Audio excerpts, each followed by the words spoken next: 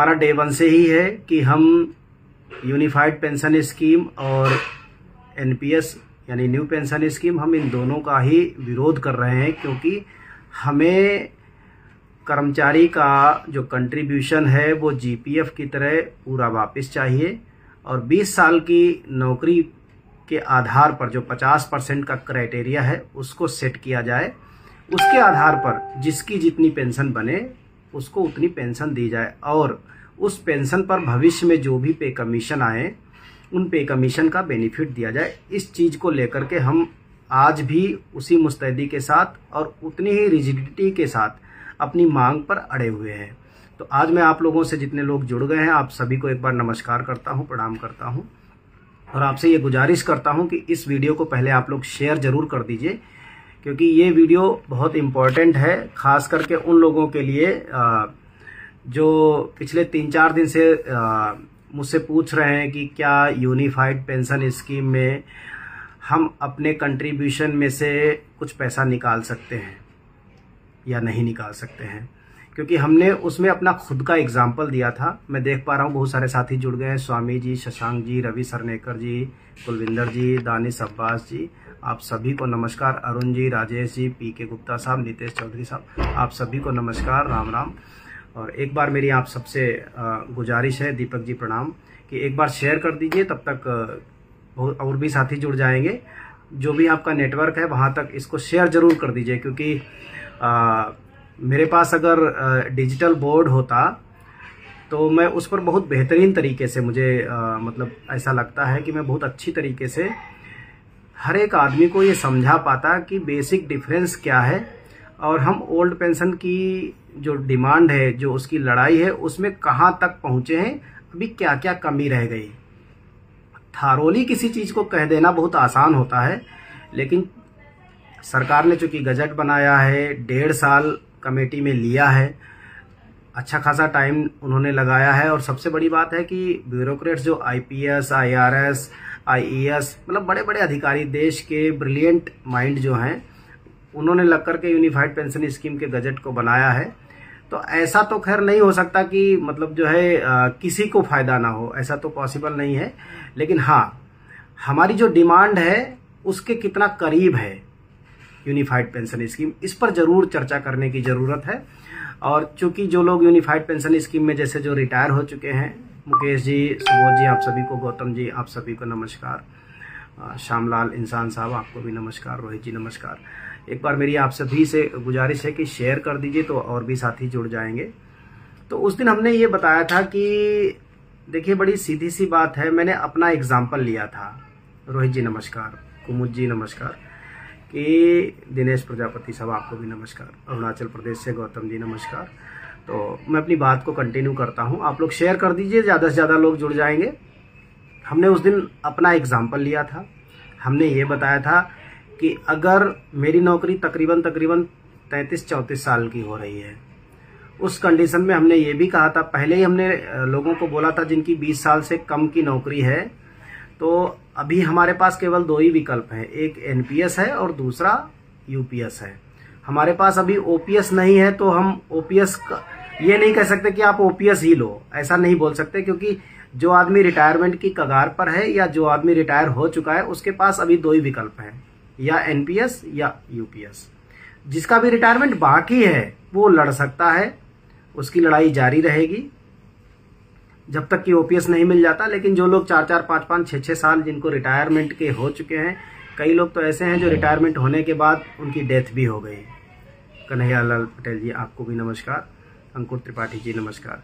तो उनकी डेथ भी हो गई। कुछ लोग अभी हैं जो 1000, 2000, 1200, 1500 की पेंशन पा रहे हैं, तो उनके लिए ये इम्पोर्टेंट है कि उन्हें एक फैसला लेना पड़ेगा, कुछ तो बेहतर उन्हें लेना ही पड़ेगा। तो उनके लिए हमने ये बात रखी थी। और पिछले 1 हफ्ते पहले करीब जब हम मनी 9 पर लाइव आए थे, वहां से हम जुड़े थे, तब से बहुत सारे साथियों ने हमसे ये सवाल किया है कि पटेल साहब, क्या हम यूनिफाइड पेंशन स्कीम में से भी कुछ पैसा निकाल सकते हैं लमसम अमाउंट के अलावा।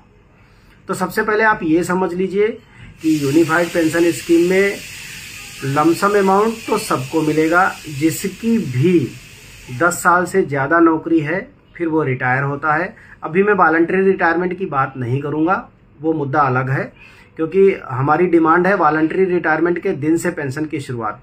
तो अभी मैं वो बात करूंगा जो एग्जिस्टिंग पॉलिसी है, जो अभी नियम है उसकी बात करूंगा।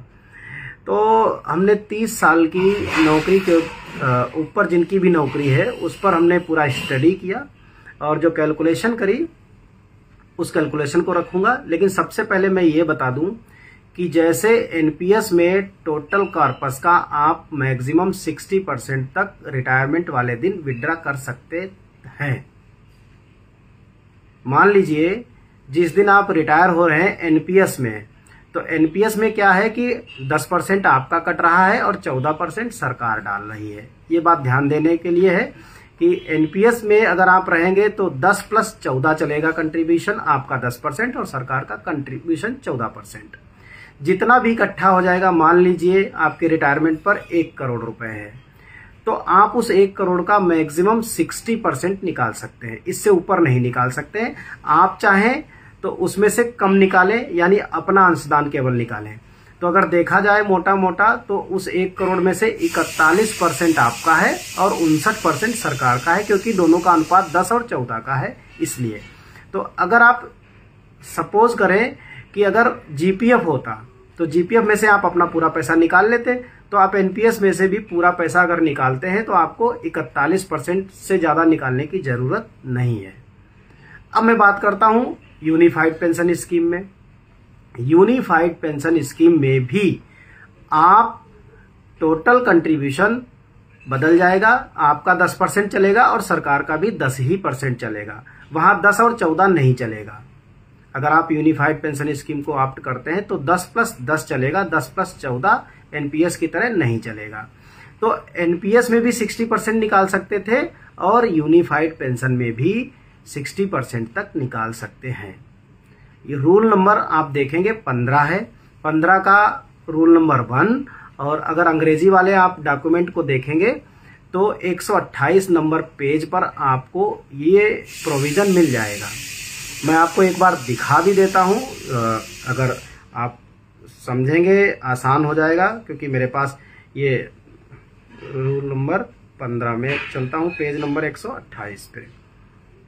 इंग्लिश में जो है वो पेज नंबर 128 है। ये पेज नंबर 128 है जो 19 मार्च को जो बजट आया है। तो इस पर मैं आपको थोड़ा सा जूम करके दिखा देता हूं। ये यहां पर लिखा हुआ है पे आउट अंडर यूपीएस। तो पे आउट अंडर यूपीएस जब आप देखेंगे तो इसका कॉलम नंबर, मतलब इसमें 1 में जाएंगे, 1 के फिर नीचे जाएंगे 4 में। 4 में एडमिसिबल पे आउट करके आपको एक रूल मिलेगा और एडमिसिबल पे आउट में आप बी नंबर में जाएंगे तो वहां पर आपको मिल जाएगा कि final withdrawal not exceeding 60% of the individual corpus. तो इसका मतलब ये हुआ कि यूनिफाइड पेंशन स्कीम में से भी आप 60% इंडिविजुअल कॉर्पस, यानी 10 + 10, 10% आपका, 10% सरकार का। तो जितना भी इकट्ठा हुआ, मान लीजिए 1 करोड़ इकट्ठा हुआ, तो यहां से भी आप 60% निकाल सकते हैं। पहली बात तो हो गई है। इसके अलावा सरकार ने लमसम अमाउंट देने की व्यवस्था करी है यूनिफाइड पेंशन स्कीम में। लमसम अमाउंट क्या होगा? जो आपका आखिरी बेसिक सैलरी होगा, आखिरी वाला अंतिम महीने का जो बेसिक सैलरी होगा वो, और उसमें डियरनेस अलाउंस जोड़ दीजिए, जितना बना उसका 10% निकाल लीजिए और उस 10% को गुणा कर दीजिए जितने साल की नौकरी आपकी है। मान लीजिए 19 साल की नौकरी है तो 19 साल, फिर उसको 2 से मल्टीप्लाई कर दीजिए। क्यों? क्योंकि हर 6 महीने पर वो आपको अंतिम बेसिक का 10% प्लस डीए, मतलब बेसिक प्लस डीए का 10% हर 6 महीने पे देंगे। तो उस लिहाज से 6 महीने जितने भी कंप्लीट होते हैं, जैसे किसी की नौकरी मान लीजिए 20 साल 6 महीने की है, तो उसके जो मल्टीप्लिकेशन फैक्टर बने 20 × 2 यानी 40, और 6 महीना एक अलग हो गया तो 40 + 1 41, यानी अंतिम बेसिक प्लस डीए का 10% को गुणा कर दीजिए 41 से। मोटा मोटा ये 10% बन जाएगा आपका टोटल कॉर्पस का। तो अब आप ऐसे समझिए कि 60% वहां से निकाल सकते हैं, 10% सरकार आपको पहले से दे रही है, तो आप 70% तक निकाल सकते हैं। ये आपको 70% टोटल जो कॉर्पस बनेगा यूनिफाइड पेंशन स्कीम में 10+10 वाला, उसका 70% आपको मिल सकता है। अब मैं बात करता हूं, अगर आप ऐसा करेंगे तो आपकी पेंशन कम हो जाएगी। मतलब यूनिफाइड पेंशन स्कीम में सरकार ने ये कहा है कि हम आपको अंतिम 12 महीने का जो बेसिक सैलरी होगा उसका एवरेज निकाल लीजिए, जितना एवरेज बना उसका 50% देंगे अगर 25 साल की नौकरी पूरी होती है। तो अगर ऐसे आप देखिए कि जिनकी भी 25 साल से ऊपर की नौकरी है, 50% तक का क्राइटेरिया उनको मिल गया कि 50% उनको एवरेज बेसिक सैलरी का मिलेगा पेंशन। अगर वो टोटल कॉर्पस में से वो ये सोचे कि अगर ये ओपीएस होता तो मैं अपना पैसा निकाल लेता, तो यूनिफाइड पेंशन स्कीम में से भी आप अगर वो जो 10+10 वाला इकट्ठा हुआ है, जिसको आप इंडिविजुअल कॉर्पस कहते हैं या बेंचमार्क कॉर्पस कहते हैं, तो उसमें से 40% आप निकाल लीजिए। 10% आपको लमसम अमाउंट के रूप में मिल गया और 40% आपने टोटल कॉर्पस में से निकाल लिया। तो इस तरह से आपका जो पैसा था वो पूरा का पूरा निकल आया, जीपीएफ की तरह वो पूरा निकल आया। अब देखिए इसका फर्क क्या पड़ेगा। अगर आपको 50% पेंशन मिलती, बेसिक का 50%, तो वो 50% से अब वो घट जाएगी। अब वो घट करके रह जाएगी, कैलकुलेशन के आधार पर 30% रह जाएगी। सपोज मैंने अपना एग्जांपल लिया था, जब मैं रिटायर होऊंगा तो मेरी मिनिमम बेसिक जो सैलरी होगी वो 3,40,000 रुपए बनेगी। 3,40,000 बनेगी। तो एवरेज बेसिक, मैं एवरेज बेसिक की बात कर रहा हूं, और इसकी पेंशन मुझे मिलनी चाहिए 1,70,000 रुपए बेसिक प्लस डीआर। तो डीआर जितना भी होगा 10, 15, 20, 25%, तो हम उसको कैलकुलेट नहीं करते हैं। डीआर तो फिक्स ही रहेगा। 15% होगा तो 15% बेसिक पे लगेगा, 20% होगा तो 20% बेसिक पे लगेगा। तो 1,70,000 रुपए मेरी बेसिक पेंशन बननी चाहिए। अब अगर मैं अपना हिस्सा वहां से निकाल लूं, मतलब मुझे ये लगे कि चलो ठीक है ओपीएस के बराबर पेंशन हो गई, लेकिन मेरा पैसा तो चला गया सरकार के पास। अब अगर मैं चाह रहा हूं, क्योंकि 10% मुझे लमसम अमाउंट के रूप में मिल गया, यानी 3,40,000 प्लस डीए बटे 10 गुणे जितने साल की नौकरी है गुणा 2, तो वो मैंने निकाला, 10% मुझे वहां से मिल गया। अब मैंने सोचा कि अभी जो टोटल कॉर्पस है, मान लीजिए टोटल कॉर्पस 1 करोड़ है, 10% मेरा प्लस 10% सरकार का मिला के, तो मैंने ये सोचा कि ये 1 करोड़ में 50 लाख मेरा है, 10 लाख मुझे पहले मिल चुका है लमसम अमाउंट के रूप में, तो 40 लाख अगर मैं और निकाल लूं तो मेरा पूरा पैसा वापस मुझे मिल जाएगा, कोई दिक्कत नहीं। तो मैंने क्या किया, 1 करोड़ में से 40 लाख और निकाल लिए। अब जो पैसा बचा वो केवल सरकार का अंशदान बचा, अब केवल गवर्नमेंट का कंट्रीब्यूशन बचा, मेरा वाला हिस्सा खत्म, मैंने अपना हिस्सा निकाल लिया। तो जो 1,70,000 जो बेसिक बननी थी वो 1,70,000 से घट के 1,02,03,000 रह जाएगी। 30% निकाल लीजिए, 3,40,000 का 30%, यानी 3 चक्कू 12 और 3 तिया 9 और 1 10, यानी 1,02,000। 50% की जगह 30%, ये तरीका है। तो जिनकी लंबी नौकरी है, मैं बोलता हूं, लेकिन इसमें एक समस्या है। मान लीजिए किसी आदमी ने, जिसकी जो एवरेज बेसिक सैलरी 1,00,000 रुपए थी, उसको 50,000 रुपए बननी चाहिए थी ओपीएस के बराबर यूनिफाइड पेंशन स्कीम में, लेकिन उसे 50,000 ना बन के बनी 30,000 रुपए, क्योंकि उसने अपना कंट्रीब्यूशन पूरा निकाल लिया। 30,000 बनी प्लस डीए, मान लीजिए 20% डीए है, तो 6,000 रुपए, करीब करीब 6,000 रुपए डीए जोड़ दिया, 30 प्लस 6 36,000 रुपए से पेंशन मिलना शुरू हुई। अनफॉर्चुनेटली अगर उसकी डेथ हो गई 2-4 महीने में या साल 1.5 साल में ही, तो क्या होगा, बेसिक सैलरी उसकी फिर से 60% रह जाएगी। ये प्रॉब्लम है इसमें।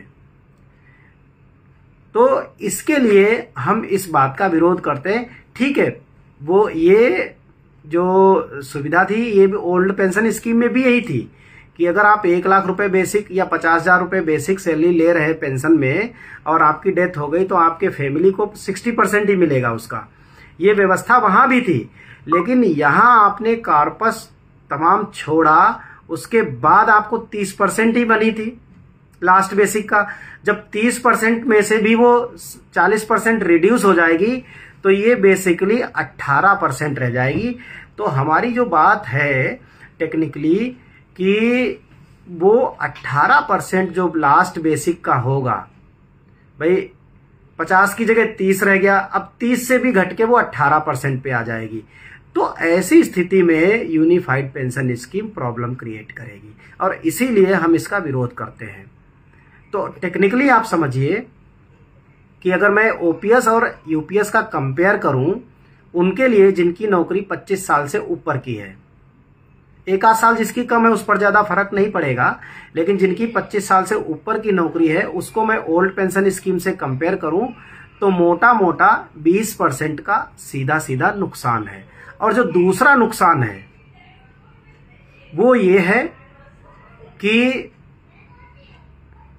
पे कमीशन अगर आता है उसके बाद, मान लीजिए किसी आदमी ने 2035 में रिटायर हुआ और उसको यूनिफाइड पेंशन स्कीम से 1 लाख रुपए बेसिक पेंशन बनी, 30% जो भी है, और फिर अगले साल पे कमीशन आ गया तो पे कमीशन इसमें नहीं बेनिफिट मिलेगा।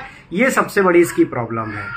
तो हम इसके लिए लगातार इसका इसलिए विरोध करते हैं। तो इसमें जो दो मोटी मोटी जो सुधार की गुंजाइश है, पहली ये है कि वॉलंटरी रिटायरमेंट के दिन से पेंशन देना शुरू कर दो।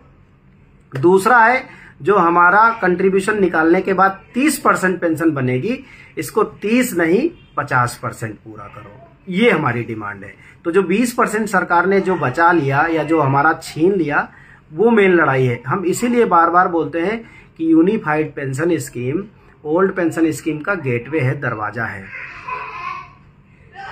तो वो ओल्ड पेंशन स्कीम अब पहले से मिलना अब ज्यादा आसान हो गया है।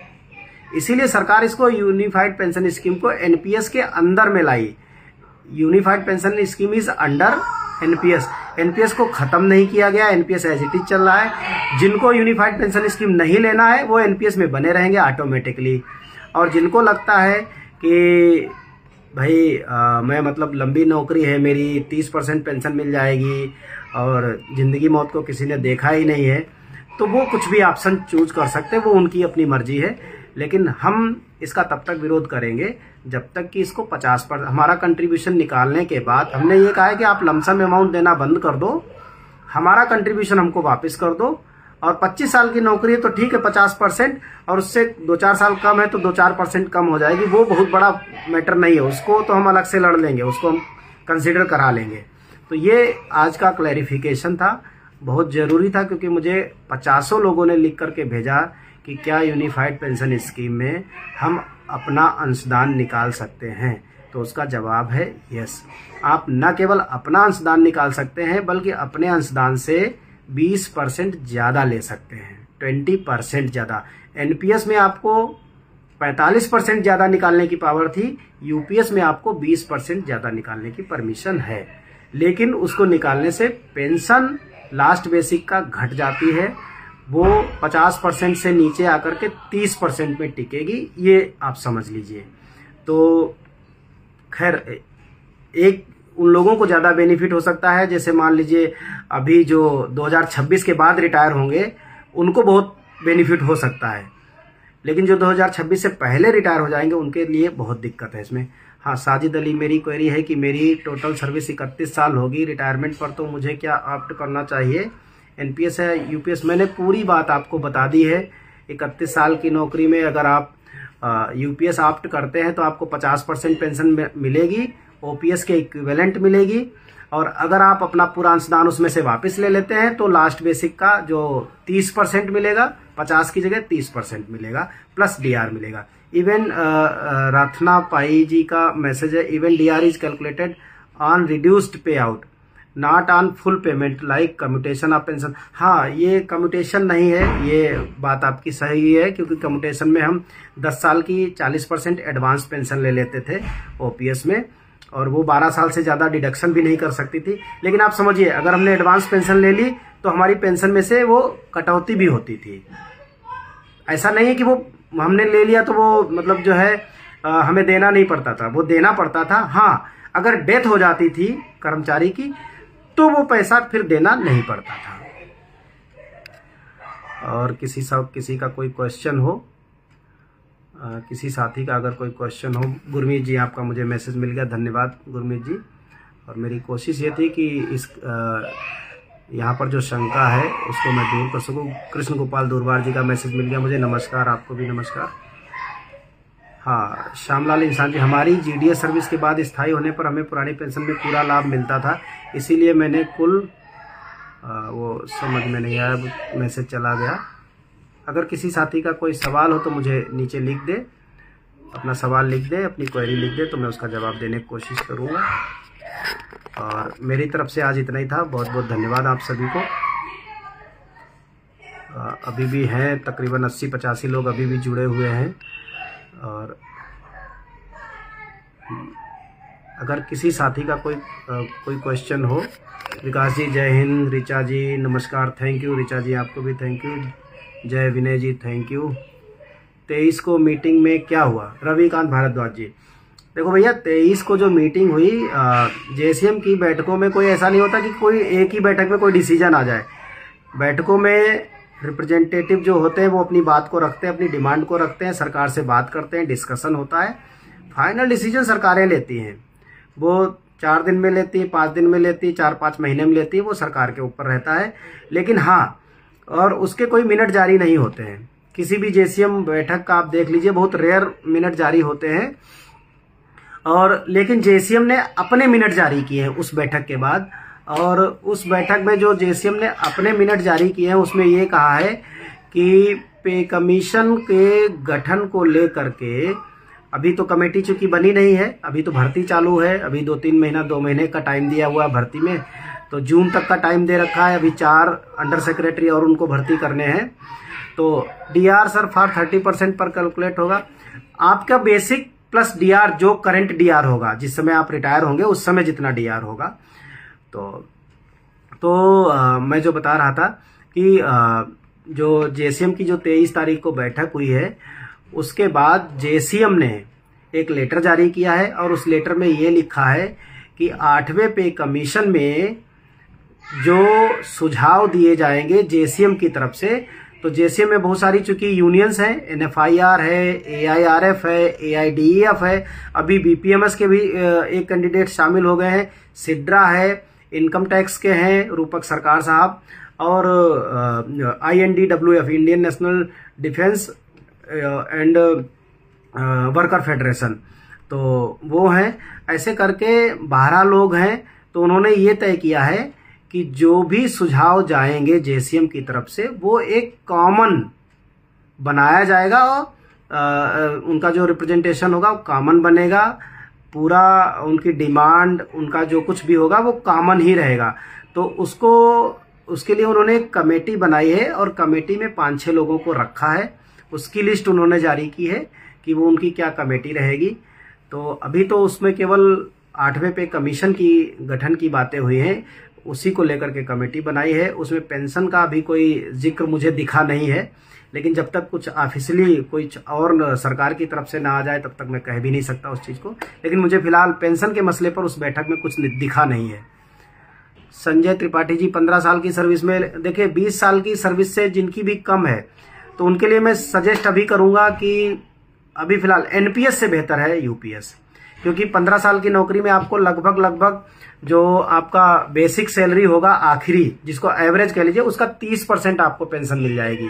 50 नहीं मिलेगा, 30% प्लस डीआर। तो मैं कहूंगा कि एनपीएस में 15 साल में कुछ भी नहीं मिलेगा आपको। 4-6-10 लाख रुपए जरूर मिल सकते हैं। उस 4-6-10 लाख रुपए से ना आपका भला होगा, लेकिन 30% पेंशन मैं समझता हूं कि अगर 50% भी आपकी बेसिक होगी तो 15,000 बेसिक बन गई प्लस डीआर। तो एक मैं मानूंगा कि फिलहाल एनपीएस से उनके लिए एक मतलब मैं मानूंगा 10% तो बेहतर है ही है। साजिद अली साहब, तो मैं अगर अपना पूरा कॉर्पस निकाल लेता हूं आफ्टर रिटायरमेंट टू यूपीएस, में मुझे 30% बेसिक के हिसाब से पेंशन मिलेगी। बिल्कुल साजिद जी, मैंने यही बताया है कि अगर आपकी लंबी नौकरी है तो अगर आप अपना पूरा कार्पस निकाल लेते हैं तो आपको 50% की बजाय 30% बेसिक प्लस डीआर मिलेगा। वो सारे ओपीएस ले रहे हैं, उनको तो पे कमीशन ही चाहिए। आप सही कह रहे हैं। देखिए, मैं इस पर और ज़्यादा कुछ कहूँगा नहीं, क्योंकि मैं जेसीएम का मेंबर नहीं हूँ। मैं सेंट्रल गवर्नमेंट एम्प्लॉय जरूर हूँ, लेकिन जेसीएम में पूरा रेलवे का होल्ड है। 8 कैंडिडेट केवल रेलवे के हैं, 4 कैंडिडेट में से मेरे ख्याल से 2 डिफेंस के हैं, 1 इनकम टैक्स के हैं और 1 कहीं दूसरे, मेरे ख्याल से एक उनका मुझे ध्यान नहीं आ रहा किस डिपार्टमेंट के साथ, पोस्टल के हैं। तो 12 कैंडिडेट टोटल हैं और उन 12 में से 11 लोग रिटायर्ड हैं, 1 आदमी है वर्किंग, रूपक सरकार, बाकी सारे लोग रिटायर्ड हैं। तरुणा जी नमस्कार। प्रताप जी, मेरा 2053 में रिटायरमेंट है, कौन सी पेंशन का 53 में रिटायरमेंट है। ज्वाइन कब किया भैया, ये भी तो बताओ, ये भी तो बताना पड़ेगा, ज्वाइन कब किया आपने। 53 में रिटायरमेंट है, कितने साल होंगे टोटल नौकरी को, ये सब पता होना चाहिए। दिव्यांगजन एनपीएस एम्प्लॉइज को ओल्ड पेंशन स्कीम का बेनिफिट मिल सकता है क्या। अब भैया हम तो सबकी बात कर रहे हैं हरप्रीत सिंह जी, हम तो सबके लिए ओपीएस का लाभ चाहते हैं। उसमें दिव्यांगजन हो, अदर हो, सभी के लिए हम ओपीएस की डिमांड करते हैं। तो इसको देखिए हरप्रीत जी, एक मतलब जो है एक बहुत बड़े रूंगटा साहब हैं, एक वकील हैं, दिव्यांग वकील हैं, नेत्रों से दिव्यांग है वो, एसके रूंगटा साहब, आप गूगल करना, और हिंदुस्तान के बड़े प्रतिष्ठित वकील माने जाते हैं। और वो blind association, national blind association NBA चलाते हैं। सरकार में उनकी बड़ी दखल है, बहुत प्रभाव है उनका।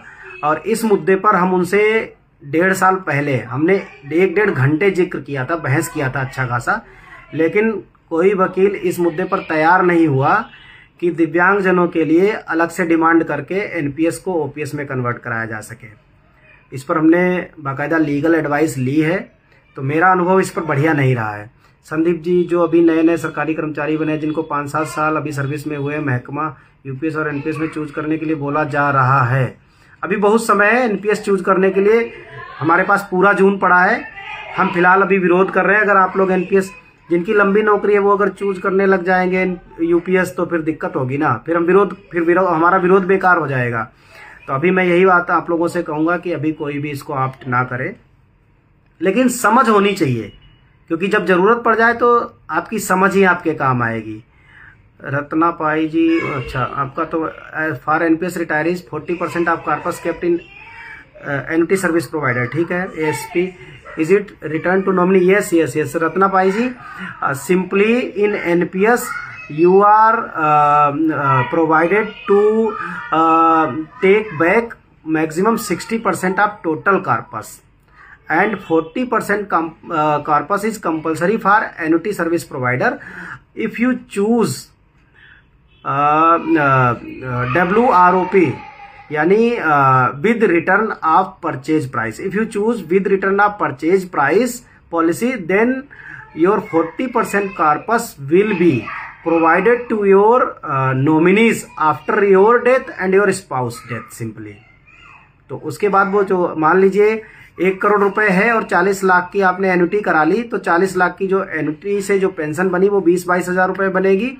वो तब तक मिलती रहेगी जब तक आप और आपके स्पाउस जिंदा हैं। जब आप नहीं रह जाएंगे तो वो 40 लाख रुपए आपके बच्चे को वापस कर दिए जाएंगे। ये एनपीएस में मैं इसीलिए बोलता हूं कि लंबी नौकरी के बाद, क्योंकि सर्टेनिटी कुछ नहीं है, कितने दिन जिंदा रहेगा कौन, तो इसके लिए मैं बोलता हूं कि लंबी नौकरी वालों को यूपीएस में जाने से बेहतर है कि फिर एनपीएस में ही बने रहें, क्योंकि कम से कम डेथ के बाद अपने बच्चों को एक हैंडसम अमाउंट तो दान कर देंगे, उनको गिफ्ट मनी के तौर पे दे जाएंगे।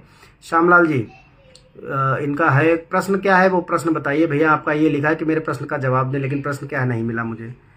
राज सिन्हा साहब, नियुक्ति 2012 में हुई है, 16 वर्ष नौकरी। धनंजय जी की 22 साल की नौकरी बाकी है, अभी 16 वर्ष नौकरी में है, 22 वर्ष नौकरी बाकी है, आपको जाने की जरूरत है नहीं अभी फिलहाल। कुलदीप राणा साहब, मैं 2015 से नौकरी में, मुझे एनपीएस यूपीएस में से कौन से सही है। 15 से नौकरी में है, 10 साल हो गया है, कितना बाकी है अभी कुछ आपने लिखा नहीं है, आपको ये भी तो लिखना पड़ेगा ना कि कितना बाकी है। एनपीएस में डेथ पर ओल्ड पेंशन मिलती है। देखिए चरणजीव सिद्धू जी का सवाल बहुत शानदार है।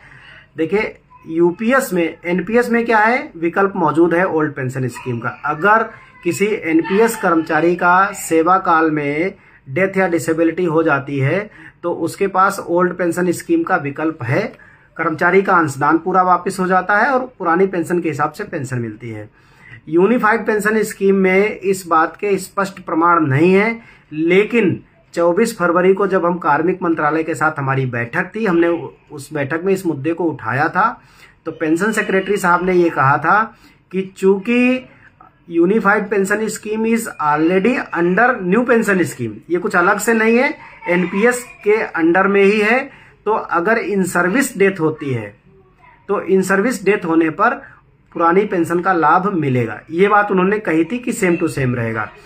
और डेथ वाले जो जहां पर कॉलम है यूनिफाइड पेंशन स्कीम में, उसमें इसका स्पष्टीकरण नहीं है।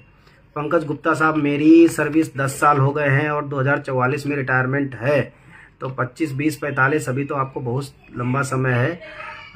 24, 10, 34 साल की नौकरी, लंबी नौकरी है, आपको कहीं इधर उधर भटकने की अभी ज़रूरत नहीं है फिलहाल।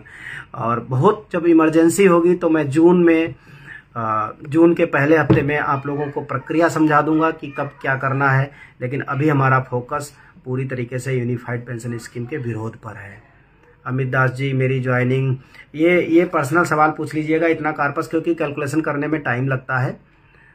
आपकी कोई क्वेरी हो तो पूछ लीजिए, जहाँ पर यूनिफाइड पेंशन स्कीम को लेकर के कुछ चीज़ें हों, कन्फ्यूजन में हो, या एनपीएस को लेकर के। 2008 में ज्वाइनिंग हुई है, 49 में रिटायरमेंट है, 40, 8, 48, 41 साल की नौकरी है। कन्हैयालाल पटेल साहब, बहुत लंबी नौकरी है, और इतनी लंबी नौकरी क्योंकि नौकरी के बाद, रिटायरमेंट के बाद अनसर्टेनिटी बहुत होती है, इसलिए मैं कहूँगा इस मामले में अभी आप चुप रहें और कम से कम मई तक शांत रहें। और अगर आप सेंट्रल गवर्नमेंट के एम्प्लॉई हैं, और अगर स्टेट के हैं तो बिल्कुल शांत रहे, अभी कुछ बोलने की जरूरत नहीं है। Mansi Sharma, I join in May 2008 and my retirement is in January 43। तो लंबी 25, 8, 43, बहुत लंबी नौकरी नहीं है मानसी जी। आपके लिए मैं ये सजेस्ट करूंगा कि आप थोड़ा सा रुक जाइए, जून में फैसला लीजिएगा। मैं आपको जून में फैसला दे दूंगा, आप मुझे पर्सनल मैसेज कर दीजिएगा, मैं आपको उसमें समझा करके भेज दूंगा। यहाँ लाइव में बताऊंगा नहीं इस चीज को। 25 साल की नौकरी कैलकुलेशन पर बेस है। आपका मुझे चाहिए होगा लेवल, किस लेवल में नौकरी कर रहे हैं, कितना भी कार्पस इकट्ठा हो गया है, ये सारी चीजें आपको बतानी पड़ेंगी, तब जाकर के मैं आपको बता पाऊंगा। पवार साहब देख रहे हैं, चिंत मोहन जी नमस्कार, मनीष चौरसिया साहब। तो अभी मुझे लगता है कि समय भी बहुत हो गया है, 35 मिनट हो गए हैं करीब करीब बात करते हुए, और जो आज मेरे पास जो मुद्दा था उस पर मैं क्लैरिटी कर चुका हूँ। अगर कोई विशेष सवाल हो, कोई विशेष क्वेरी हो, क्योंकि पर्सनल ये डेटा कि मेरा इतने में रिटायरमेंट है, जब तक पूरा डेटा नहीं होगा, ग्रेड पे क्या है, लेवल कौन सा है, अभी एनपीएस में कॉर्पस कितना है, और आपका ज्वाइनिंग किस मंथ का है, ताकि हम ये पता कर सके कि आपकी एमएससीपी कब होगी, तब जाकर के हम बता पाएंगे। और उसको कैलकुलेट करना पड़ेगा बाकायदा, उसमें टाइम लगता है।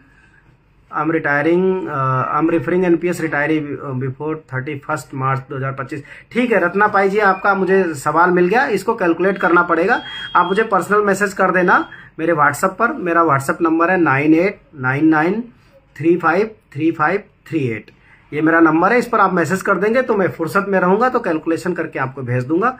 बहुत बहुत धन्यवाद आप सभी साथियों का। सच्चिदानंद सिंह जी, आपका भी बहुत बहुत धन्यवाद। जय हिंद, जय भारत, जय all India NPS employees federation, national mission for old pension scheme Bharat जिंदाबाद। मेरा नंबर है 9899353538। जिन साथियों को मेरे नंबर की जरूरत है 9899353538, 9899353538। Thank you so much. बहुत